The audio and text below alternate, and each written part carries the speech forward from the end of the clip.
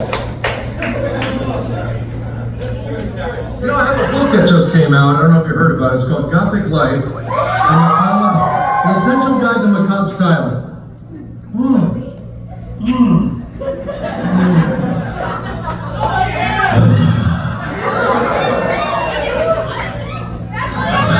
Okay. And in this book, there's a lot of dark DIY projects, but there's also cocktail recipes. So we're just going to pretend that I'm, taking a page at. Oh, that's too much. Okay. There's no such thing as too much alcohol for me. If I drink too much, the show just becomes more interesting than it's supposed to be.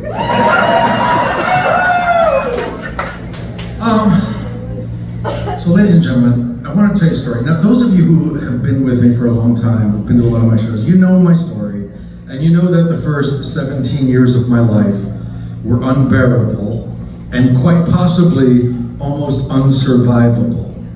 I honestly almost did not make it past 17.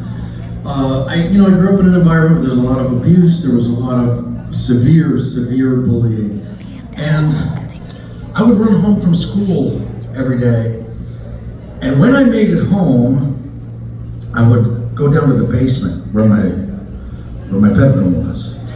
The dank, dark basement where every future Gothic teenager's room really ought to be. And I had this tiny little black and white TV down there, and I used to put it on to see my favorite show.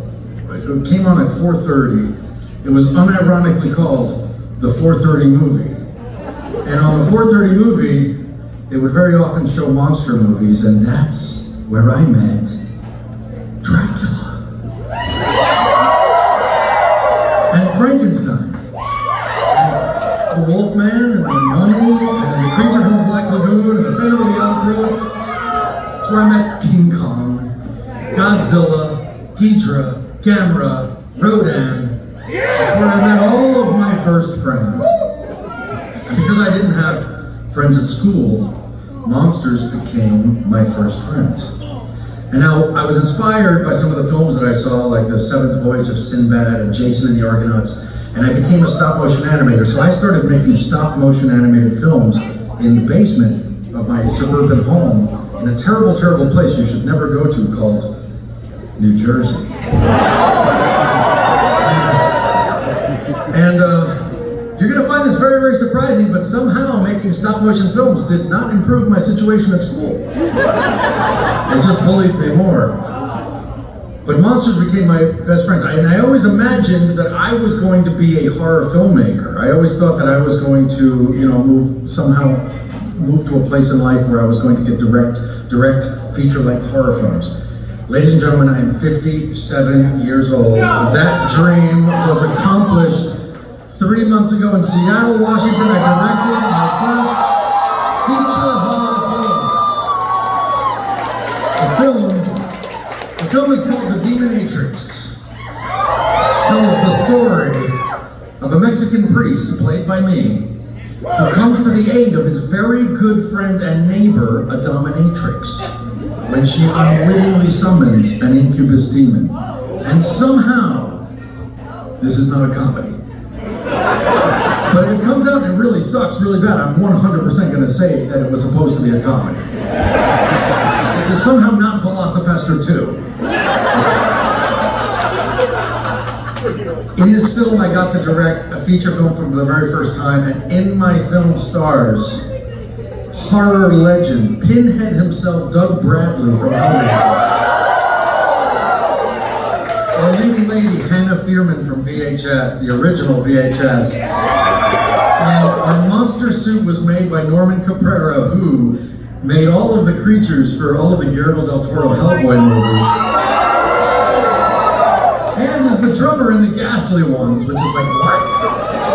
And our demon is played by Gothic icon and legend, Skinny Puppy frontman, Vivek Ogre. For those of you who are non-industrial music fans, you might know him as Pavi from Repo the Genetic Alchemist. But what really blows my mind is that 57 10 years later, monsters are still saving my life. I'd like to dedicate this song to one of my favorite monsters. It's also one of the most dangerous, one of the most nefarious, one of the most evil creatures whose path you can ever hope to not cross. But she's also one of the most adorable. Just please don't tell her I said that because I want to live. This song is called It's Always Wednesday.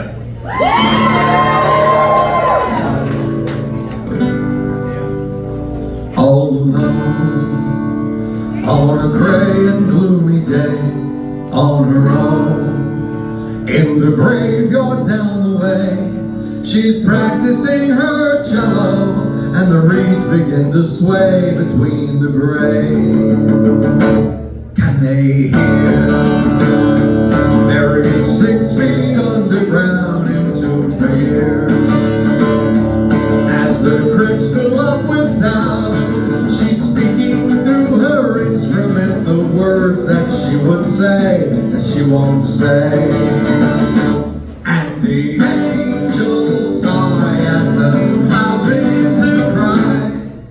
That's right! It's always Wednesday, like the cold and pretty fall. It's always Wednesday, at the center of it all.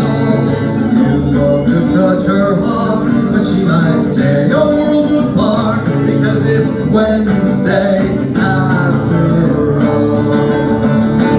Then this school, while she doesn't quite fit in, she's no one's fool. Teasing her loved ones is a sin. She'll watch the bullies fall. Meanwhile she's having a ball. I guess our little girl's in atoms after all. And the angels sigh as the clouds begin to cry. It's always Wednesday, like the cold and pretty fall. It's always Wednesday, at the center of it all. You love to touch her heart, but she might tear your world apart, because it's Wednesday after all. Because it's Wednesday after all.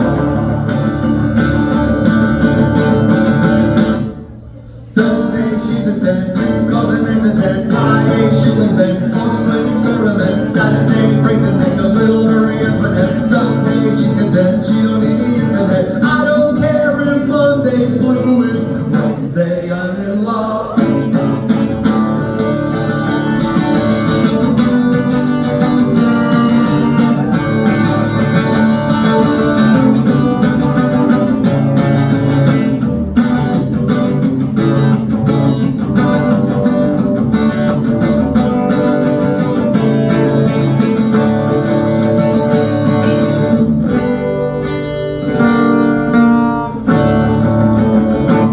Now you've heard, as the music swirls around like pretty words she would never say aloud. My brother's pigtail protege, my little stormy cloud. Yes, let it out.